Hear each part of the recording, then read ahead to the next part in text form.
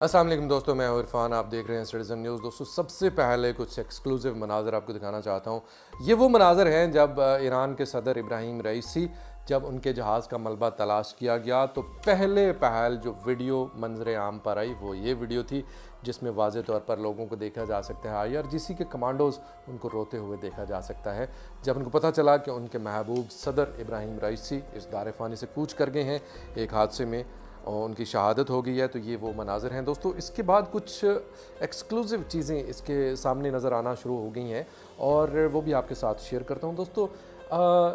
इसमें इससे पहले जो इत्तफ़ाक़ इसको कहा जाए या कुछ भी कहा जाए, इसे साजिश कहा जाए या कुछ भी इसके पीछे हक़ाइक़ हैं, लेकिन ज़रा ये देखिएगा दोस्तों। इससे पहले आपको बता दूँ कि कुछ दिन पहले जो अज़रबाईजान के सदर हैं इल्हाम अलीयेव, उनकी मुलाकात होती है स्लोवाकिया के वज़ीर आज़म फ़ीको के साथ, रॉबर्ट फ़ीको के साथ, और उसके 3 दिन के बाद रॉबर्ट फ़ीको के ऊपर हमला हो जाता है, जानलेवा हमला। उनको जान से मारने की कोशिश की जाती है लेकिन वो इसमें बच निकलते हैं। उसके बाद यही इल्हाम अलीयेव जो कि इनकी मुलाकात होती है इब्राहिम रईसी के साथ, और उसके कुछ ही घंटों के बाद एक उनके ऊपर उनका जो हेलीकॉप्टर है वो क्रैश हो जाता है, जिसमें वो और उसके बाद हुसैन आमर अब्दुल्लाहियान जो कि ईरान के फॉरेन मिनिस्टर हैं, उन दोनों की शहादत हो जाती है। इसके साथ कुछ और ईरानी ऑफिशियल उनकी भी शहादत हो जाती है दोस्तों। इसके अलावा अगर कुछ दिनों की आप 7 मई से अगर इसको शुरू करें तो 7 मई से लेकर अब तक जो कुछ अहम वाक़यात दुनिया के सामने आए हैं उन पे अगर नज़र डाली जाए तो उसमें नज़र आता है कि दुनिया के लीडरान को कत्ल करने की कोशिश की गई है।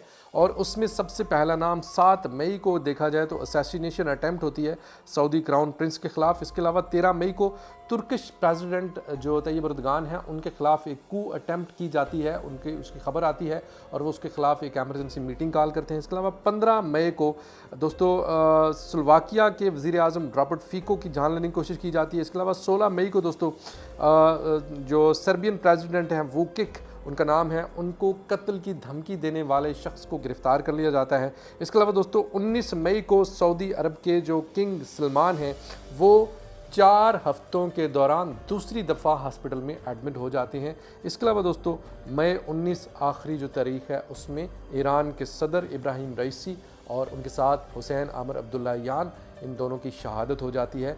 तो दोस्तों यहाँ पर ही बस नहीं है, बात सिर्फ मुस्लिम लीडरों की नहीं है, बात सिर्फ उन तमाम लोगों की नहीं है जो कि अमेरिका के ख़िलाफ़ खड़े होते हैं। यहाँ पर बात मैं एक और न्यूज़ भी आपके साथ शेयर करूँगा जिसे सुनकर आपके होश उड़ जाएंगे। ये एक डिलीटेड मेमो है, ये डिलीटेड मेमो है। ये मेमो छपा वर्ल्ड इकनॉमिक फोरम पर, उसको बाद में डिलीट कर दिया गया। उसमें बताया गया कि ट्रंप को, डोनाल्ड ट्रंप अमेरिका के साबिक सदर, उनको मारा जाना, उनको हलाक करना बेहद ज़रूरी है। क्यों? क्योंकि ही इज़ अनकंट्रोलेबल।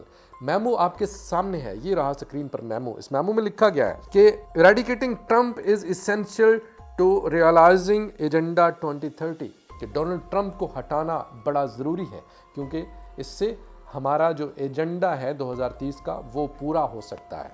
क्योंकि डोनाल्ड ट्रंप जो है उसको कंट्रोल करना मुमकिन नहीं है। डोनाल्ड ट्रंप पॉपुलैरिटी उसकी बड़ी ज़बरदस्त है और वो अगला सदर अमेरिका का हो सकता है, लेकिन उसको ख़त्म करने की कोशिशें की जा रही हैं। तो दोस्तों ग्लोबलिस्ट जो हैं, जो कि दुनिया के ऊपर नज़र रखते हैं, जो कि दुनिया को कंट्रोल करते हैं, उनकी ये कोशिश है कि किसी भी तरह से अपने इस एजेंडे को पूरा किया जाए। और दूसरी तरफ दोस्तों आपको बता दूं कि नेतन्याहू के वारंट गिरफ्तारी जारी हो चुकी हैं। नेतन्याहू और defence minister, Israeli defence minister Yoav Gallant, इनके अरेस्ट वारंट जारी हो चुके हैं।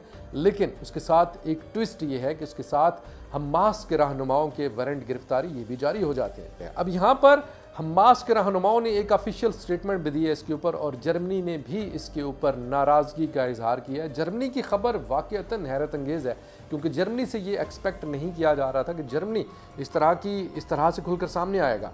जर्मनी हालांकि इसराइल का इत्तेहादी है, इसराइल की हाँ में हाँ मिलाता है और नहीं में नहीं मिलाता है। तो जर्मनी जो है, जर्मनी ने इसके ऊपर क्या कहा वो भी आपको बताते हैं। लेकिन हमास के ऑफिशियल्स ने कहा कि ये इंतहाई गैर मुनासिब है कि बिना तहकीक किए, बिना इन्वेस्टिगेशन किए हमास के 3 रहनुमाओं, जिसमें इस्माइल हानिया हैं, जिसमें मोहम्मद दाइफ हैं, जिसमें याहिया शिनवार हैं, इनके अरेस्ट वारंट, गिरफ्तारी के वारंट जारी करना हरगिज़ ये मुनासिब नहीं है, मुनसिफाना फ़ैसला नहीं है। इसकी हम मज़म्मत करते हैं। जो हमास है उसको ये हक हासिल है आइन के, यूनाइटेड नेशन के आर्टिकल 51 के तहत कि वो अपना दिफा हर तरह से अपना दिफा करे। कोई भी जो गैर मुल्की ताकत है जो भी फ़लस्तीन के ऊपर हमला करने की कोशिश करे तो वो उनका दिफा करना जो है उनकी ज़िम्मेदारी है और उनका हक बनता है। तो उन्होंने कहा कि फ़ौरी तौर पर ये जो अरेस्ट वारंट है इनको मुअत्तल होना चाहिए।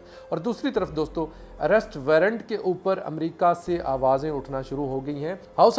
American house of speaker Mike Johnson, उनका कहना है कि वो सख्त तरीन पाबंदियाँ लाने वाला एक बिल पेश करने वाले हैं जिसके ऊपर वोटिंग करवाई जाएगी और आईसीसी के ऊपर हम पाबंदियां लगाएंगे। इसके अलावा दोस्तों, लिंडसे ग्राहम एक और सेनेटर, उन्होंने कहा है कि मैं इसके ऊपर कोशिश करूंगा कि कांग्रेस के अरकान से मिलकर मुकम्मल तौर पर एक बदतरीन पाबंदियां जो है आईसीसी के ऊपर लगाई जाएं। इसके अलावा जो दीगर जो कांग्रेस के रुकन हैं, जो रहनुमा हैं, उन्होंने भी इसके ऊपर शदीद नाराज़गी का इजहार किया है।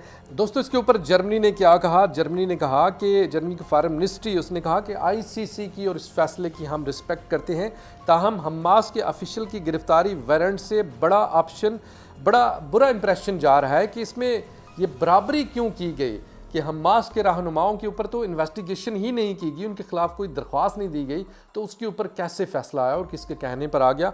और उन्होंने कहा कि इसके ऊपर इन्वेस्टिगेशन होनी चाहिए और इसको उन्होंने कहा कि हम इस फैसले को तस्लीम करते हैं, लेकिन हमास के रहनुमा जो हैं उनके ऊपर इस तरह के उनके अरेस्ट वारंट गिरफ्तारी के वारंट जो है वो जारी नहीं होने चाहिए थे।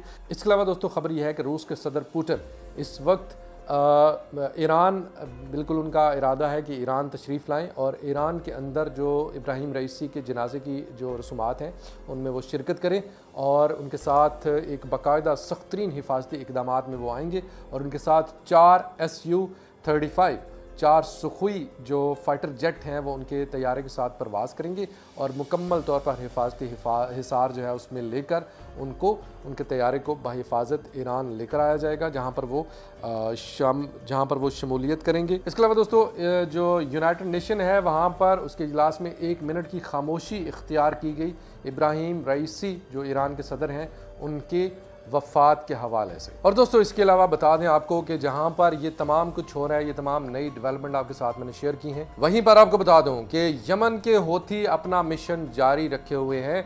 यमन के हौथियों ने एक और अमरीकी MQ-9 जो ड्रोन है, जो एक महंगा तरीन ड्रोन है, एक और मार गिराया है।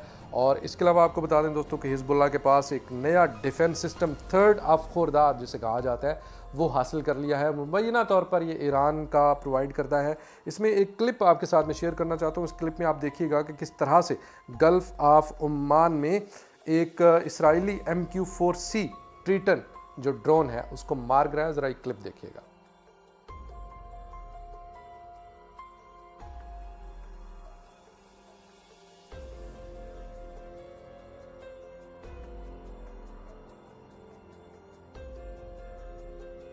जी दोस्तों, आपने क्लिप देखा तो ये तमाम अपडेट आपने मुलाहिजा की। वीडियो कैसी लगी कमेंट सेक्शन में राय का इज़हार ज़रूर कीजिएगा और वीडियो अच्छी लगे तो वीडियो को ज़्यादा से ज़्यादा ग्रुप्स में हर जगह पर शेयर करना मत भूलिएगा। खुदा हाफ़िज़।